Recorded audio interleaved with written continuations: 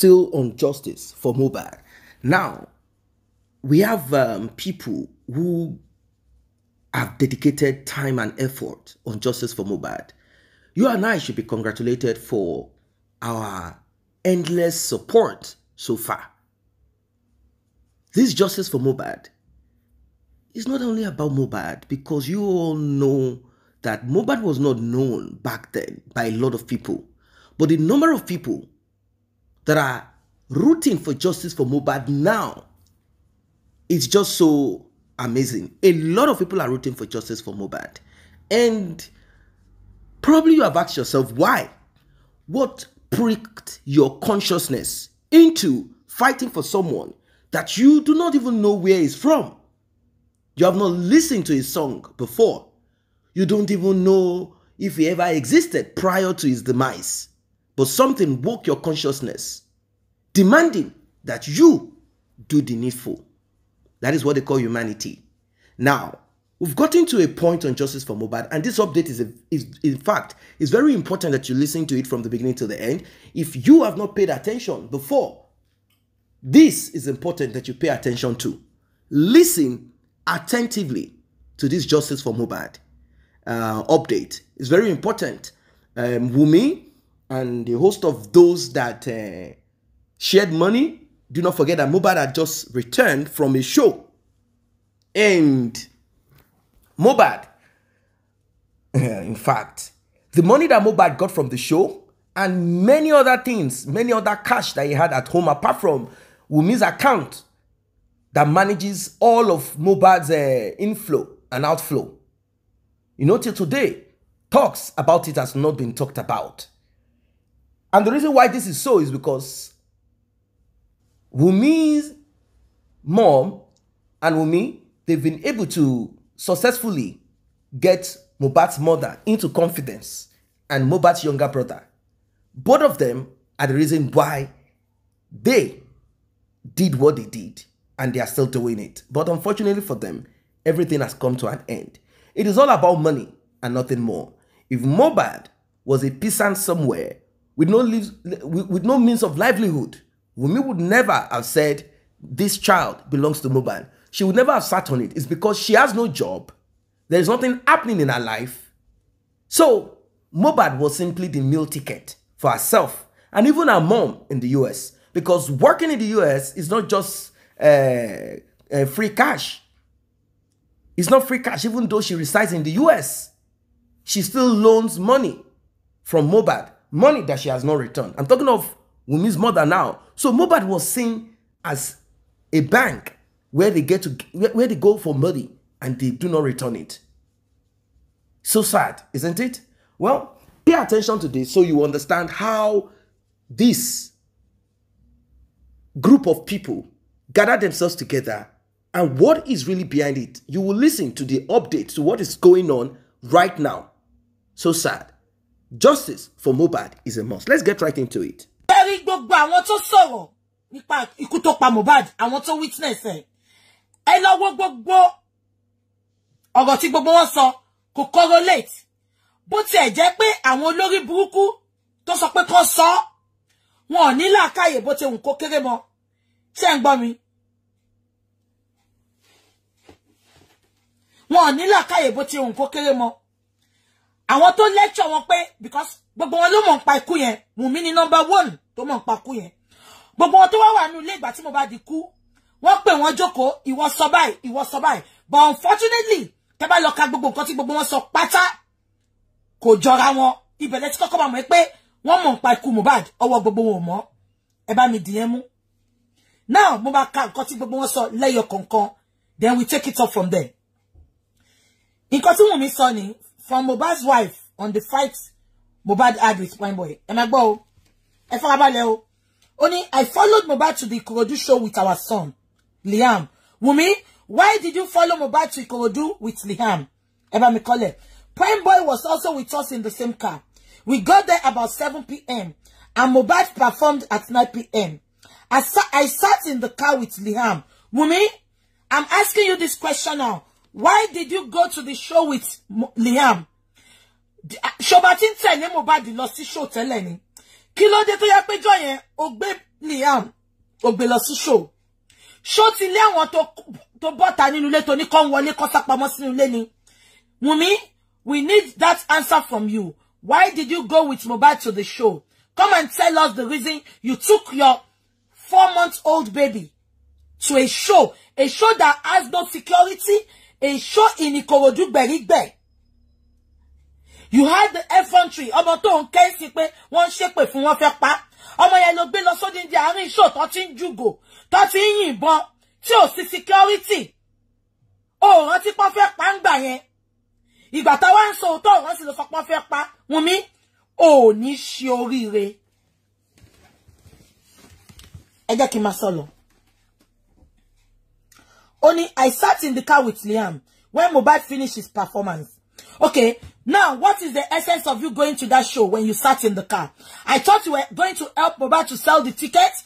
I thought you have something you want to perform on the stage. Because Ewo Kiss Daniel. Ohun àti ìyàwó ẹ̀ wọ́n jọ máa ń jó ni. Tó bá ti fẹ́ release album kan, wọ́n jọ máa jó, wọ́n máa gbé síta. So Wunmi, you just went there to sit in the car in the cold nínú ọyẹ́ yẹn. Ó gbé ọmọ tuntun jòjòló lọ.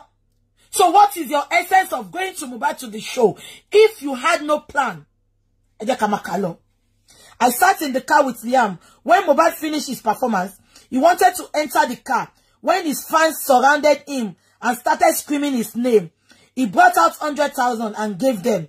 Still, the fans did not let him be. So he told someone to call a bouncer to disperse them. Before the bouncer came, he entered the car with Prime Boy. I sat down in the middle. Shengbo, when the fans were still complaining they wanted more money, Mohbad sent his younger brother to go break down some cash so he could give them. But it took so long before he came back. This made Prime Boy furious and he scolded Mohbad's brother. And that one insulted him. Adura Shola ye enter. Iwo ni Wunmi pe ni that one. Nǹkan yẹn. Kíni yẹn. Kò tiẹ̀. Pọ́n gbogbo yín lẹ́nu ẹbí yín. Tó bó ti mọ̀ pé ní jẹkújẹ ni. Ó ní and that one. Abẹ́gbọ́. Ẹ wo bó ṣe qualify bàbá ọkọ ẹ̀. Because as a matter of fact, bàbá ọkọ ẹ̀ làdúrà jẹ́. Abẹ́gbọ́ ni. When the fans were still complaining they wanted more money, Mohbad sent his younger brother to go break down some cash so he could give them. But it took so long before he came back. This made Prime Boy furious and he scolded Mohbad's brother. And that one insulted him back. Prime Boy now turned to Mohbad and said, your brother is insulting me in your presence. And you are not saying anything. Oh, Emma Binu. TikTok, Emma Binu. TikTok, I'm sorry. About TikTok, Emma Binu. Facebook, hold on, Facebook, please. Yeah. This made Prime Boy furious and he scolded Mohbad's brother, and that one insulted him back. Prime Boy now turned to Mohbad and said, your brother is insulting me in your presence, and you are not saying anything. Now, esoba mi di ro kan mu be ti Wunmi pa. Wunmi sọ pé ìgbà tí Àdúrà insult Prime Boy wá sọ fún Mohbad pé wo bá Àdúrà ṣe insult me and you are not saying anything. Now this is my question to Wunmi. Wunmi, was that day the first time Àdúrà is going to insult Prime Boy? At the end of the day, gbogbo wọn ti jọ ń ṣe now. So mama insult ara wọn. So ó ṣe wá jẹ́ ọjọ́ yẹn gangan ni Prime Boy máa wá dìbò pé Àdúrà insult òun. Kí ni Wunmi fẹ́ establish ńbẹ̀ yẹn? Wunmi fẹ́ establish nǹkan tó fàjà Mohbad àti Prime Boy, which show the ṣẹlẹ̀. Nǹkan ibi tó ń bọ̀rọ̀ lọ nìyẹn ò ṣe ń gbọ́ mi. Wunmi fẹ́ establish nǹkan tó fàjà Prime Boy àti Mohbad. So ó try láti fi rọ́bọ̀lẹ̀ ẹ máa gbọ́ lọ. Prime Boy now turned to Mohbad and said, your brother is insulting me in your presence and you are not saying anything. I can never allow my own younger brother to insult you. But these are the people tó yẹ pé wọ́n ti jọ dàgbà ládùúgbò. Kí ló fa gbogbo eléyìí? Èèyàn tuntun tó bá ṣe join Mohbad ló máa sọ gbogbo eléyìí. Prime Boy has been Mohbad's friend from ìgbà tó kọ́kọ́ bẹ̀rẹ̀ nígbà ayé wọn. So why ti Prime Boy máa sọ pé àbúrò mi ò kí ń bú ẹ báyìí, wo bá burú ẹ ṣe ń bú mi. Tọ́jọ́ ṣe kékeré tọ́jọ́ dàgbà. Gbogbo wọn ti mọ wá ara wọn now. Wunmi is trying to establish pé nǹkan tó fàjà ẹ máa wò. I can never Prime Boy now turned to Mohbad and said, your brother is insulting me in your presence, and you are not saying anything. I can never allow my own younger brother to insult you. This led to a big argument. This led to a big argument between Prime Boy and Mohbad. Báwo ni pé Àdúrà insult Mohbad or insult Prime Boy? Facebook, you are not doing anything. I want TikTok, you want to gba kini mo yin lọ́wọ́ Facebook, please. Love and like Facebook, please. I cannot see anything Facebook. Eko comment so ba je pe love and like be a 4 minutes. Facebook, I'm waiting for you, please. Taba ti ṣe dáadáa ma lọ sórí TikTok ni o. Facebook, can you comment if you can hear me and if you are loving and liking? To ye pe mi ni mo rí. Facebook, ejo.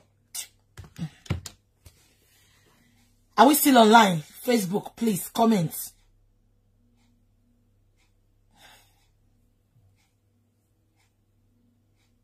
TikTok, I can't see anything. Facebook, you can hear me. So are we still online? Because can you end job? Come on, put team flag. Okay, love and am I love and liking by share love and like. Okay, you are loving and liking. Okay, am I tap love and like button here? Okay, come on, Jackie, my pen bomb because tell back to my repair bomb me, mama come off it. My will be part anti flag one. Eshe, God bless you. Yeah. Jackie Makalo. This led to a big argument between Prime Boy and Mohbad. Along the line, Prime Boy said Mohbad, shut up. Ṣé ń gbọ́ Wunmi. Wunmi sọ pé along the line, àwọn tó ti jọ ń ṣe kékeré tán jọ ṣe kékeré. Ó wá di pé Àdúrà insult Prime Boy, ó wá fàjà, ṣé ń gbọ́. Wunmi ìtòrò ti mọ̀ pé Mohbad ò sí ńbẹ̀ mọ́ láti defend rẹ̀. Wunmi, ó tún parọ́ títí ó tún parọ́ mọ́kù. Ìṣẹ̀dá ò lè ṣe rere láyé Wunmi. Ìkà ni ẹ́, olórí burúkú ọmọ ni ẹ́. Ọmọ tí ò lálùbáríkà lára. Àjẹ́ apọkọjáyé. Ó pa Mohbad láti jọ́ kó má lè fún wa ní common reason tó pa Mohbad. Tó dẹ̀ tún sọ pé I know what killed him. Nǹkan tó pa tó mọ̀ yẹn kó kú mọ́ ẹnu kó kú mọ́ gbogbo ayé ẹnu. Kó má gbélé ayé ṣe rere àfi tó bá sọ nǹkan tó pa Mohbad. Olórí burúkú ọmọ. Ó tún ní effrontery ó wá síta. I know what killed Mohbad. I will not talk. Kó di odi pẹ̀lú kó bá ṣe sọ̀rọ̀ yẹn. Kó di odi tó bá bọ́ta sọ̀rọ̀ yẹn. Àìlàlà ló máa fẹ́ jẹ́wẹ̀. I can never allow my own younger brother to insult you. This led to a big argument between Prime Boy and Mohbad. Along the line, Prime Boy said, Mohbad, shut up. That statement infuriated Wunmi Wakaloko Yimbo yo. Tó bá jẹ́ ó ló kọ́kọ́ pa mí.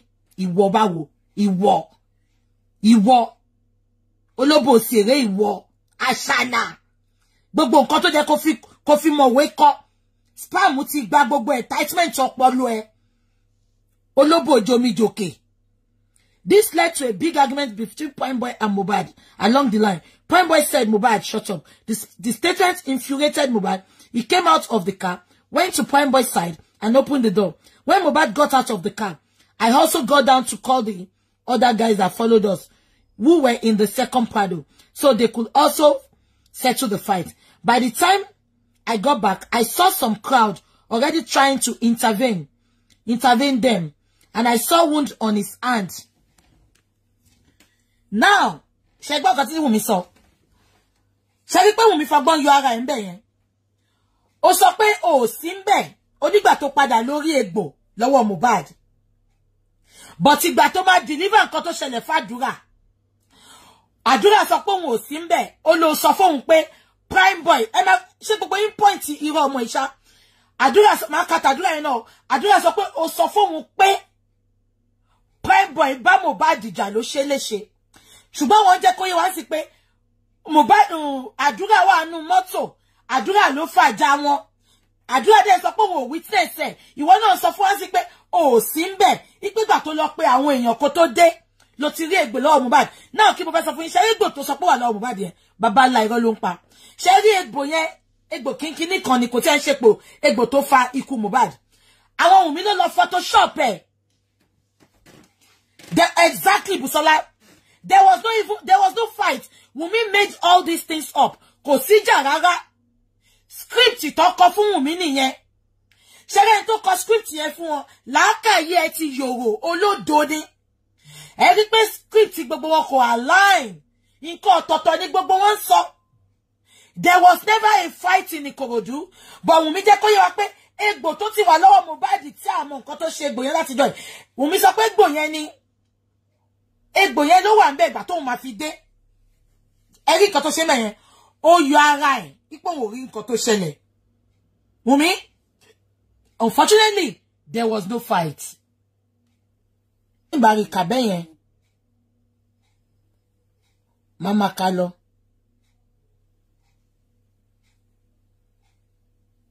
Now, ẹ jẹ́ kí n máa kà lọ mi mo bó ṣe kà.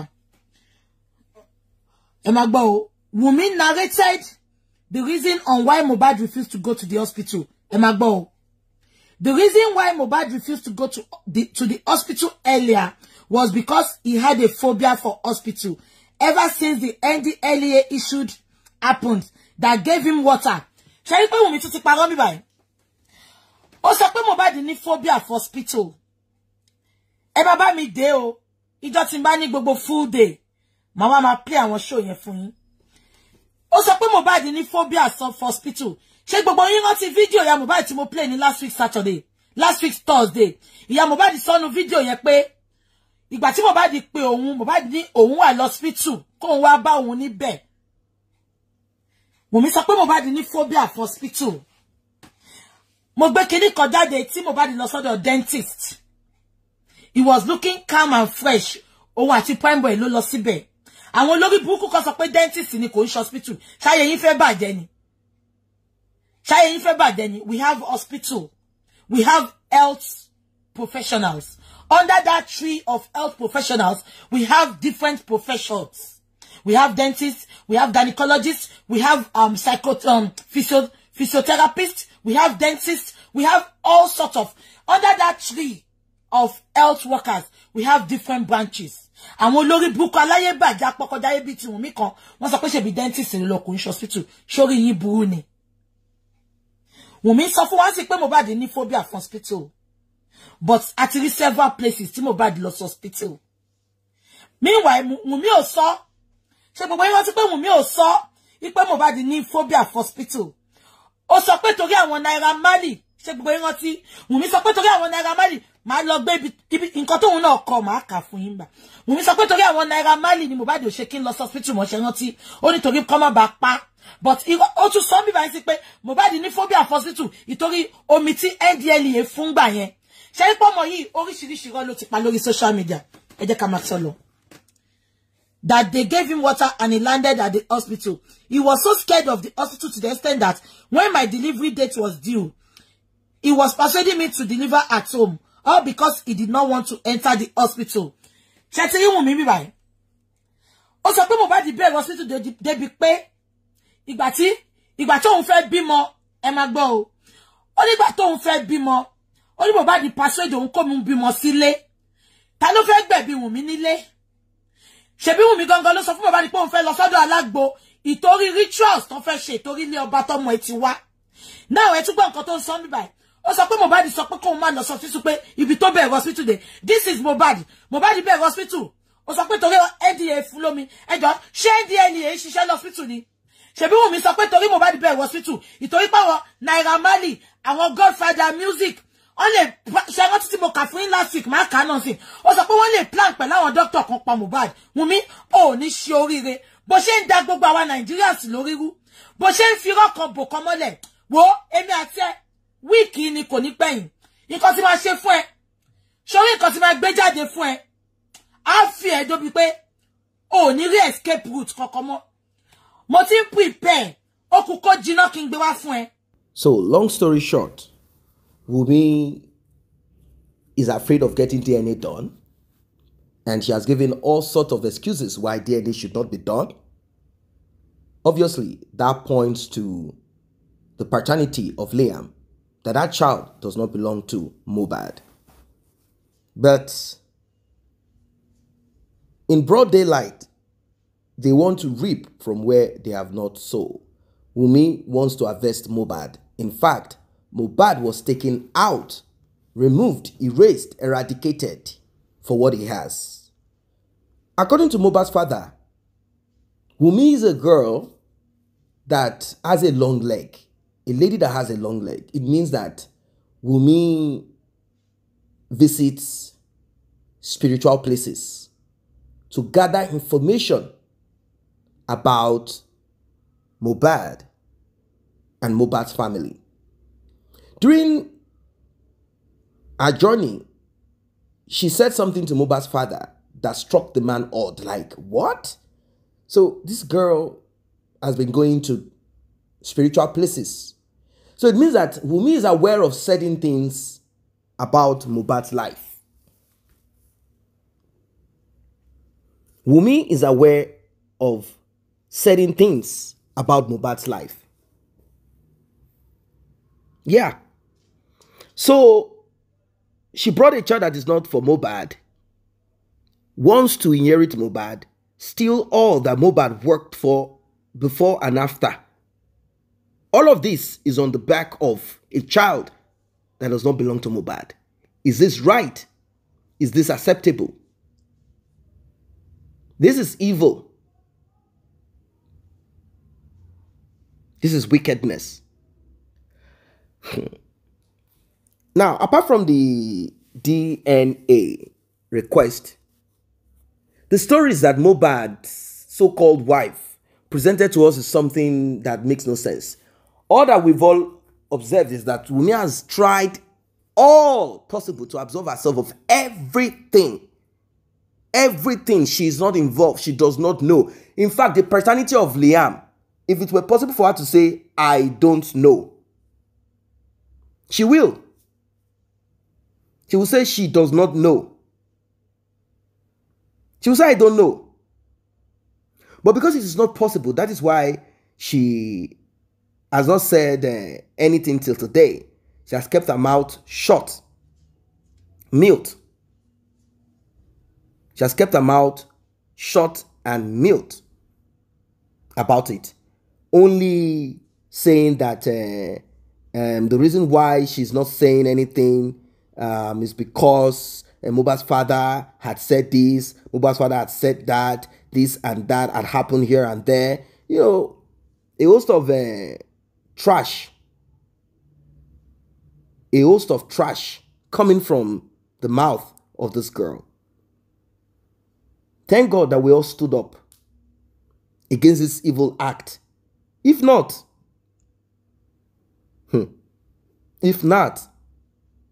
what are we going to do? Huh? What will we do? What are we going to do if not? If not that we all stood up to fight this wicked act, what are we going to do? It's so sad. I don't know what you guys think of this one. You heard what our guest said. It is well. It is well.